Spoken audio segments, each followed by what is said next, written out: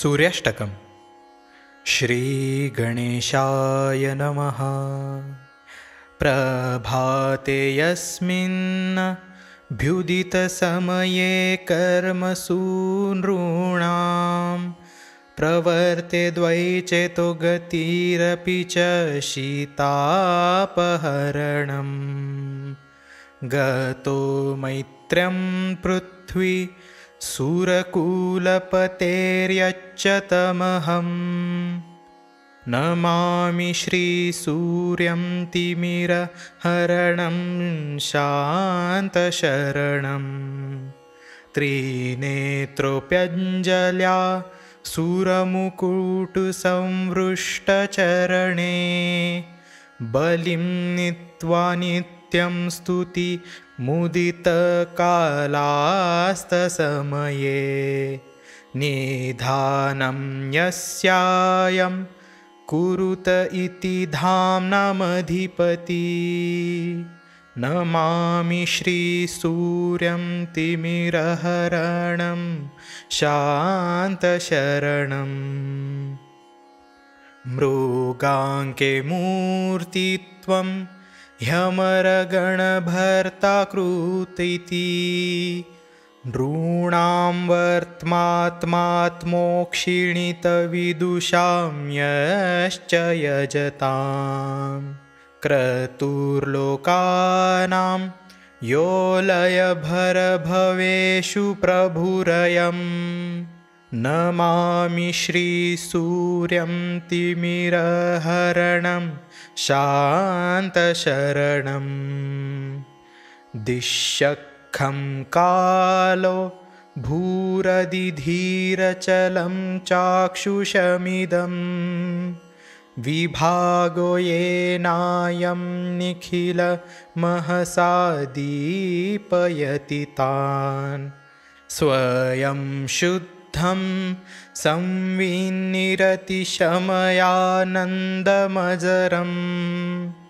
नमामि श्रीसूर्यं तिमिरहरणं शान्तशरणं वृषात् पञ्चश्वेत्यो ढयति दिनमानन्दगमनस्तथा वृद्धिं रात्रेः प्रकटयति कीटाज्जवगतिः तूले मेषे यातो रचयति समानं दिननिशं नमामि श्रीसूर्यं तिमिरहरणं शान्तशरणं वहन्तेयं ह्यश्वा अरुणविनियुक्ताः प्रमुदितास्त्रयीरूपं साक्षाद्दधति च रथं मुक्तिसदनं न जीवानाम्यं वैविषयति मनोवागवसरो नमामि श्रीसूर्यं तिमिरहरणं शान्तशरणं तथा ब्रह्मा नित्यं मुनिजनयुतायस्य पुरतश्चलन्ते नृत्यन्तो युतमुतरसेनानुगुणितं निबन्धन्ति नागा रथमपि च नागायुतबला नमामि श्रीसूर्यं तिमिरहरणं शान्तशरणं प्रभाते ब्रह्माणं शिवतनुभृतं मध्यदिवसे तथा सायं विष्णुं जगति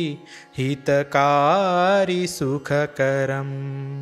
सदा तेजोराशिं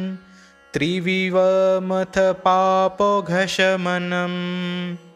नमामि श्रीसूर्यं तिमिरहरणं शान्तशरणं मतं शास्त्राणां यत् तदनुरघुनाथेन रचितं शुभं चूराग्रामेतिमिरहरसूर्याष्टकमिदम् त्रिसन्ध्यायां नित्यं पठति मनुजो नन्यगतिमांश् चतुर्वर्गप्राप्तो प्रभवति सदा तस्य विजयम् नन्देन द्वङ्कक्षितावब्धिमार्गमासे शुभे दले सूर्याष्टकमिदं प्रोक्तं